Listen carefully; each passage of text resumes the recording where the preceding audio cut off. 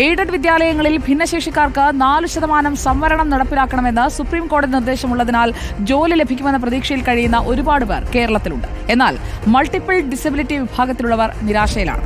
തങ്ങളെ ജോലിക്കായി പരിഗണിക്കുന്നേയില്ല എന്നാണ് ഈ വിഭാഗക്കാരുടെ പരാതി.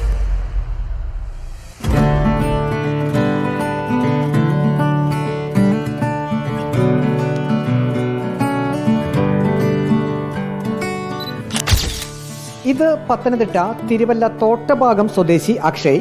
ഫോട്ടോഗ്രാഫിയാണ് ഇഷ്ടവിനോദം. BCA ബിരുദധാരി കൂടിയാണ്. തങ്ങൾക്ക് സംവരണമുണ്ടെന്നറിഞ്ഞ് നിരവധി എയ്ഡഡ് സ്കൂളുകളിൽ അക്ഷയ് അപേക്ഷ സമർപ്പിച്ചു. നിരാശയായിരുന്നു ഫലം. ബഹുമാനപ്പെട്ട സുപ്രീം കോടതി വിധിച്ചൊരു വിധിയുണ്ട്. അതനുസരിച്ച് എയ്ഡഡ് സ്കൂളുകളിലെ മാനേജർമാർ എംപ്ലോയ്മെൻറ്റിലോട്ട് ഒഴിവുകൾ റിപ്പോർട്ട് ചെയ്യുകയാണ് വേണ്ടത്. നിലവിൽ കാഴ്ച പരിമിതർക്ക് മാത്രമാണ് ഒഴിവുകൾ ഇപ്പോൾ റിപ്പോർട്ട് ചെയ്തുകൊണ്ടിരിക്കുന്നത് മാനേജർമാർ. ബാക്കിയുള്ള വിഭാഗങ്ങളിലേക്ക് എത്തുന്നില്ല. സർക്കാരും ഒക്കെ ഇടപെട്ട് അതൊരു ടേൺ മാറ്റണമെന്ന് അപേക്ഷിക്കുകയാണ്.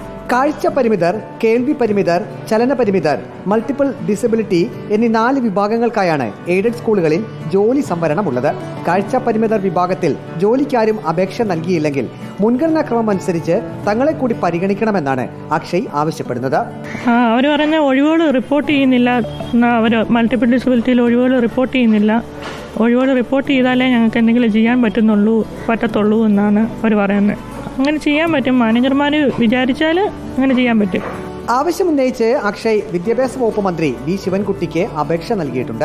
സംസ്ഥാനത്ത് 2000 മുകളിൽ ഭിന്നശേഷി ഒഴിവുകൾ റിപ്പോർട്ട് ചെയ്തിട്ടുണ്ടെങ്കിലും 1000 താഴെ മാത്രമാണ് യോഗ്യത നേടിയ ഭിന്നശേഷി ഉദ്യോഗാർത്ഥികൾ ഉള്ളത്.